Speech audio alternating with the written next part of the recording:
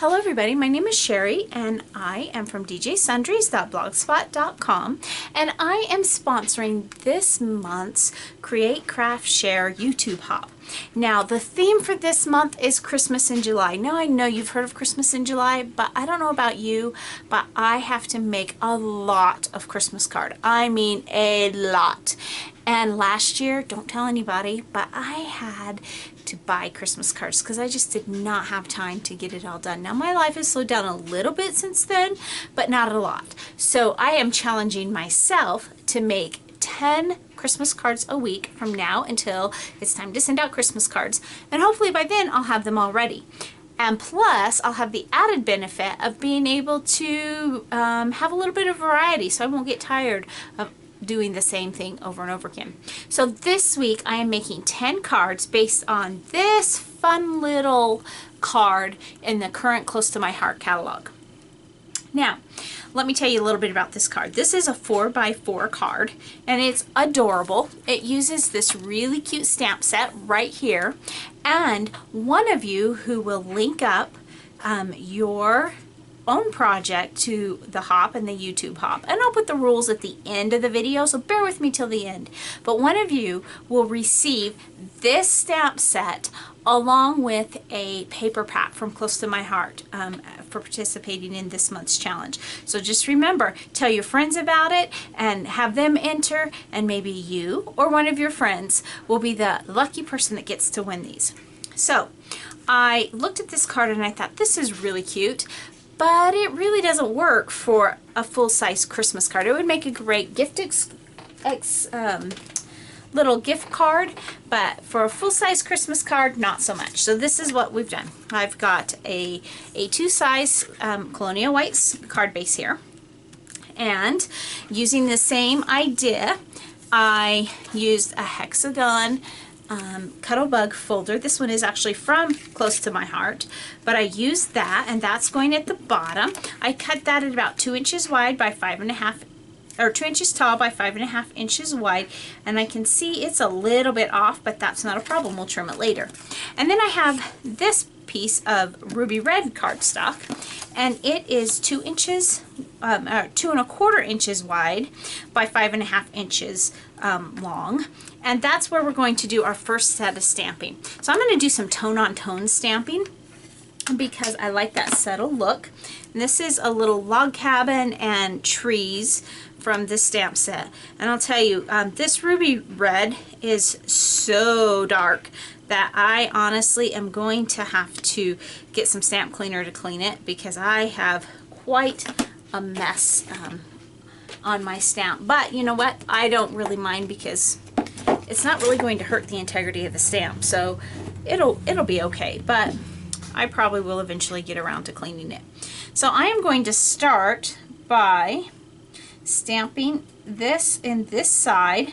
I'm kind of going off the edge because I actually, well, we're going to start by stamping this, the left-hand side first, because I am going to stamp the other side, but I want to have, I'm hoping that my placement will allow me to kind of, I'm going to kind of overlap a little bit here because that will be covered a little bit, and come off the side just like that.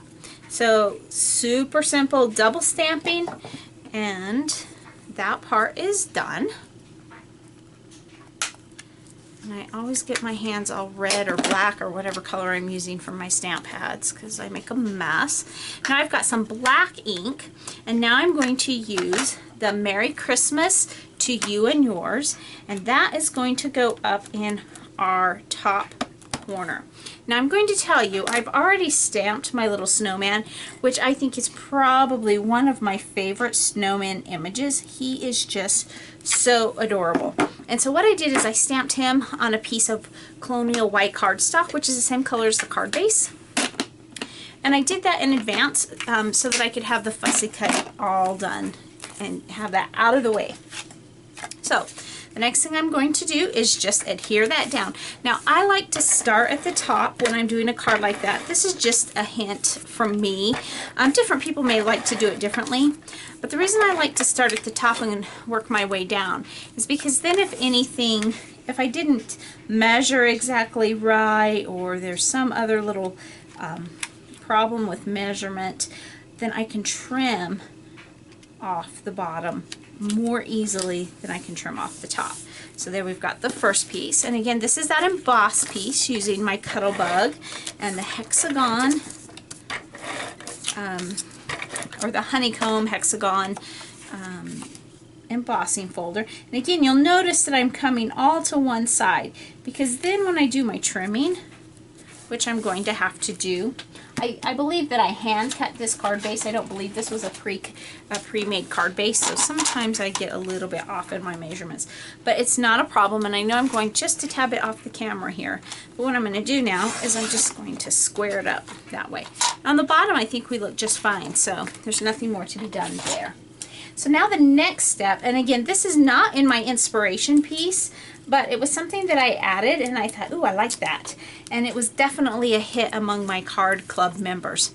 But I have this little piece of bronze glitter tape from Close to My Heart. And you're saying, bronze? Well, there's nothing bronze in there. But I'll show you as the card comes together how that the bronze kind of takes on a reddish hue when it's up against that ruby red. And it just adds a little touch of sparkle without overstating things too much. So now we have my snowman. Now in some of the cards, and I will show you in a minute, in some of the cards I just left him completely white like this, didn't do any coloring in, but this time I am going to color in just the poinsettia. Now I am part of a group of ladies that get together once a month and craft together, and we made this card the other day when we were crafting together, and one of the ladies did this where she left it all white and then just did the red of the poinsettia, and I thought, ooh, that really adds a nice pop of color. So I'm borrowing that idea from her because I thought that was a great idea. And you'll see that I've got it popped up on some foam tape to give it a little bit of dimension, and then I'm going to cover that second little house there, and you won't even know that it's there, so it looks like one house. Now the final touch is I have these little jewels. They're the Sparkles Assortment. Again, they're brown in the brown tones, but you'll see when I add it to my poinsettia that they all just kind of blend together, and it gives that nice little bit of pop. And there we have it. As you can see, that was a pretty simple card. And so I hope that you will link up your description. I will put a link to the Facebook page down below, and I'll also post the rules right after this so you know exactly what you have to do. And remember, one of you will get this stamp set as well as a pack of paper just for you. So thanks so much for stopping by today, and remember, take some time to enjoy the little things. Have a great day. Bye.